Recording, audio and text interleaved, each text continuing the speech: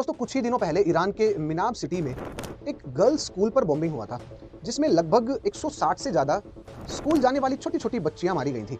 उसमें कुछ नए खुलासे सामने आए हैं। Possibly America is using AI tools in this war, and the possibility is that कि अमेरिका एंथ्रोपिक एआई का एक टूल है दैट इज क्लाउड, में भी उसका इस्तेमाल कर रहा है।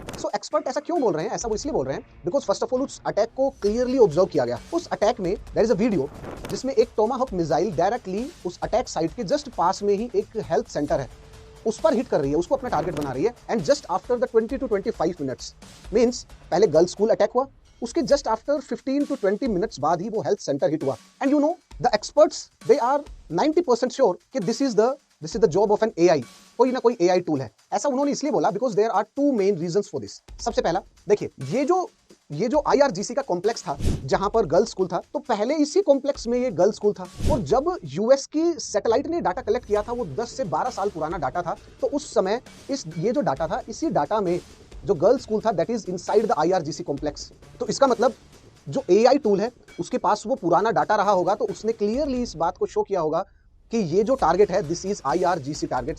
इसीलिए गर्ल्स स्कूल को पहले टारगेट बनाया गया। कि कुछ समय बाद, तकरीबन 1-2 साल पहले, अभी कुछ समय पहले ही आईआरजीसी ने ये जो स्कूल था इसके एंट्रेंस की ओपनिंग अलग डायरेक्शन में कर दी थी, और ये जो स्कूल कॉम्प्लेक्स था गर्ल्स स्कूल, ये आईआरजीसी के कॉम्प्लेक्स से बाद में सेपरेट कर दिया गया था। Now the second main point is that कि एक मिलिट्री स्ट्रेटजी है जिसको हम बोलते हैं डबल टैप स्ट्रेटजी, जिसमें आप एक एनिमी साइट को टारगेट करते हैं, उसको टारगेट करने के बाद जो भी डैमेज होगा, जिसमें जो भी सर्वाइवर होंगे, then they will rush towards the health care centre और the primary health, secondary health, of course the जो भी नियरेस्ट हेल्थ केयर सेंटर होगा उसकी तरफ जाएंगे, या फिर कोई रेस्क्यू कैंप होगा उसकी तरफ जाएंगे। Now the second target, the immediate, the next target कुछ ही घंटों में, आधा 1 घंटे में वही हेल्थ केयर सेंटर होते हैं, ताकि कोई सर्वाइवर ना बचे।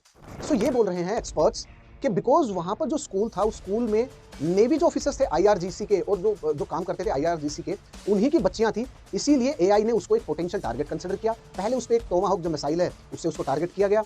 उसके जस्ट बाद 15 से 20 मिनट बाद उस हेल्थ केयर सेंटर को इसलिए टारगेट किया गया, क्योंकि 15-20 मिनट या आधे घंटे में उन सभी के पेरेंट्स, बच्चियों के पेरेंट्स उनको देखने के लिए आए, और इसीलिए the next target was that health care centre. Can you imagine कि हमारा वर्ल्ड और जो संसार है वो किधर जा रहा है? This is a clear war between the AI and the humans, ऐसा बोल सकते हैं। And experts are of the opinion, yes, this is a war between the AI and human, because दूसरे साइड में तो साइड ड्रोन्स है, वो तो नॉर्मल तरीके से ऑपरेट करते हैं। इनफैक्ट उसमें तो जीपीएस से कनेक्ट करने की भी टेक्नोलॉजी ठीक से नहीं है, उसको तो मैनुअली कनेक्ट करते हैं, और एक साइड में एआई टूल यूज हो रहा है। तभी देखिए एआई के लिए एक target, it's just a target. यदि ह्यूमन इंटरवेंशन वहां पर होता तो इंसान 10 बार सोचता बच्चों को टारगेट करने से पहले।